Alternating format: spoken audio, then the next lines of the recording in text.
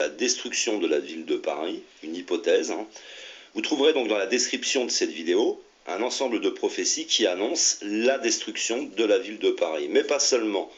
Dans ces prophéties, il y a encore l'arrivée d'un avatar, et cet avatar est une fois de plus lié à Paris. On annonce l'arrivée d'un nouvel avatar. On a vu ensemble que ces avatars arrivent dans des périodes très précises, apportent tous des pratiques spirituelles différentes, mais avec certaines correspondances. Ils viennent à des époques différentes, dans des régions différentes, et amènent une spiritualité qu'ils essayent d'étendre dans cette région. On a vu ensemble que l'avatar qui est annoncé pour l'ère du Verseau, c'est un avatar qui arriverait en France. Nous ne sommes pas le seul à le dire. Par exemple, dans le judaïsme, ils ont fait tout un travail de recherche, de géométrie et j'en passe, et ils annoncent également la France. On a cette rose nucléaire qui est là. Dans l'hindouisme, un avatar, c'est une incarnation d'un dieu venu sur Terre pour sauver les mondes du désordre cosmique engendré par les ennemis des dieux. Dans le bref passage de la vidéo que vous venez d'entendre, on parle de la venue de l'avatar. Ben, pour ceux qui suivent régulièrement mes vidéos, je pense que vous aviez compris qu'en fait, on faisait allusion, dans ce cas bien précis, à la fameuse venue de ce mystérieux grand monarque, dont la venue avait été prophétisée depuis plus de 2000 ans. Dans cette vidéo, je vais vous parler de toutes ces prophéties qui ne semblent nous annoncer, qui ne semblent pas nous annoncer une très bonne nouvelle, pas un très bon avenir pour la ville de Paris surtout. Car un feu mystérieux venant du ciel s'abattra sur elle d'après beaucoup de prophéties. Eh bien, ces prophéties semblent liées à celles que la Bible nous annoncerait dans l'Apocalypse de Saint Jean chapitre 13. Je vais vous le citer, ensuite c'est quelques lignes. Puis je vis monter de la mer une bête qui avait 7 têtes et 10 cornes, et sur ses cornes 10 diadèmes, et sur ses têtes des noms de blasphème. La bête que je vis ressemblait à un léopard. Ses pieds étaient comme ceux d'un ours, et sa gueule comme une gueule de lion. Le dragon lui donna sa puissance, son trône et une grande autorité. Une de ses têtes paraissait blessée à mort, mais sa plaie mortelle fut guérie.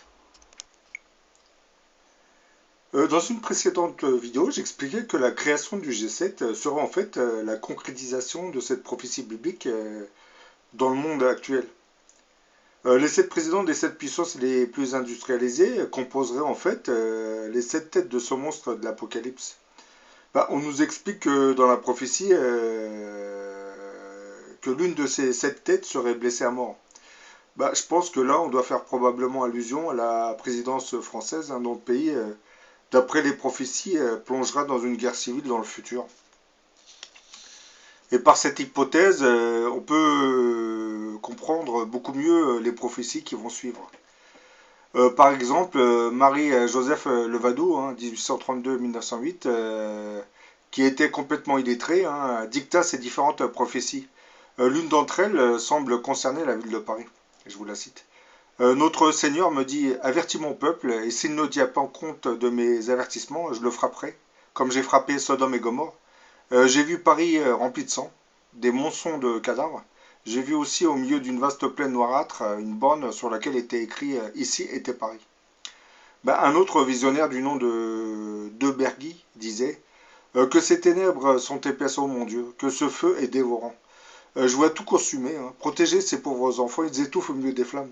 Oui, Paris est la plus coupable des villes. Malheureuse cité maudite, un jour elle sera consumée jusqu'à la dernière pierre. De son côté, le père Nectou écrivait en 1760 durant ce bouleversement épouvantable, qui paraît-il sera général et non pour la France seulement, Paris sera entièrement détruit. Non sans qu'il y paraisse des signes qui mettront les bons à même de s'enfuir, et sa destruction sera complète. Que 20 ans après, les pères se promenant avec leurs enfants sur les ruines et répondant à leurs enfants leur diront il y avait là une grande ville, mais à cause de ses crimes, Dieu l'a détruite. La prophétie suivante serait bretonne. Dans cette prophétie, on nous dit que les chariots marcheront seuls quand les événements arriveront. Et je pense que vous aviez tous constaté que nos voitures ou chariots marchent seuls sans l'aide de chevaux. Bon, je reviens à la prophétie bretonne. Lorsque la terre tremblera et que le feu jaillira de ses flancs, quand Paris, la ville corrompue, sera fouillée comme une ruche, Ce sera quand les chariots marcheront tout seuls. Alors ce sera le temps prédit. Paris, la grande ville, avec tous les méchants qu'elle renferme, aura été engloutie dans l'enfer. La prophétie suivante, qui nous aura été transmise par une religieuse anonyme, semble insister sur le fait surnaturel de ce feu, qui est censé détruire la ville de Paris. On y parlerait de ces fameuses 3 jours d'obscurité qui envelopperont la terre. Bon, je vous cite la prophétie. C'était dans une grande ville, la foule allait et venait, mais dans tout ce monde, personne ne s'occupait de Dieu. Tous ne pensaient qu'au plaisir sensuel. Soudain, des ténèbres épouvantables couvrirent toute la terre. C'était comme une fumée brune, tirant sur la couleur du feu. Le gros nuage se divisa en 4 parties qui tombèrent à la fois sur la grande ville, et en un instant, elle fut en feu. À ce spectacle terrifiant, la foule se mit à fuir, comme pour sortir de la grande cité.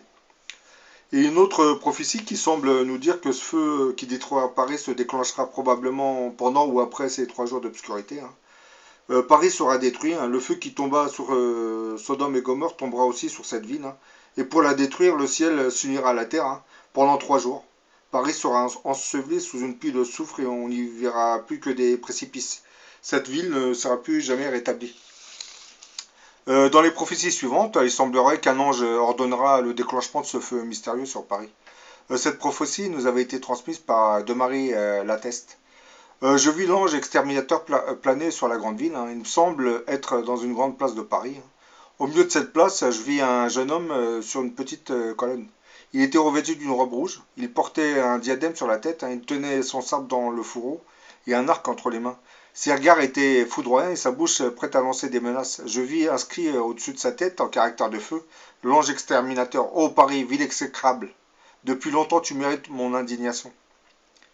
La prophétie de Marianne Galdier vient compléter celle de Marie Lateste que je viens de lire. L'ange du Seigneur avertira les justes de Paris. Personne ne saura d'où est venu le feu. Tous les mauvais périront. Les malheurs de la France seront si grands que plusieurs en mourront de frayeur. Marie-Julie et Génie semblent aussi confirmer le caractère surnaturel de ce feu sur Paris. Ils arriveront à tirer sur la France des châtiments de feu. Le ciel s'ouvrira par 3 ouvertures épouvantables. Ce sera un effondrement de feu de différentes couleurs. Et ces 3 effondrements épouvantables seront aperçus de tout le peuple. Il y aura des cris épouvantables, des pleurs, des gémissements, des tortures du corps. L'œil apercevra des figures difformes, des traits, mais des traits qui ne ressembleront pas aux enfants du ciel. Dans ces 3 effondrements de feu, il y aura un son lugubre. Et c'est à ce moment où l'air deviendra une peste insupportable à l'odorat humaine, mais surtout presque insupportable à l'odorat des élus. Ce sera à ce moment le grand déluge, le jugement de la Sodome coupable, le jugement des crimes accomplis. Et le sol ne sera plus qu'un tombeau effondré et gisant sur ces pierres brûlantes, des cadavres inanimés. Et je terminerai cette vidéo par un petit extrait du film Paris brûle-t-il.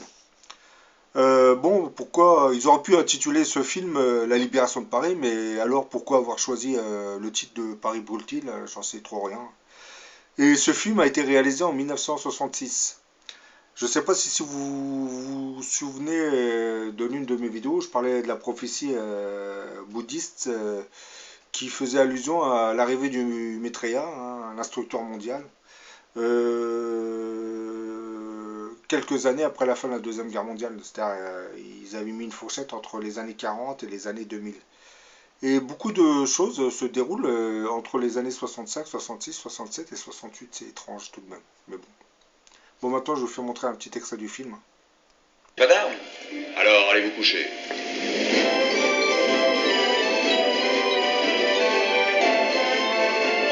Regarde-les.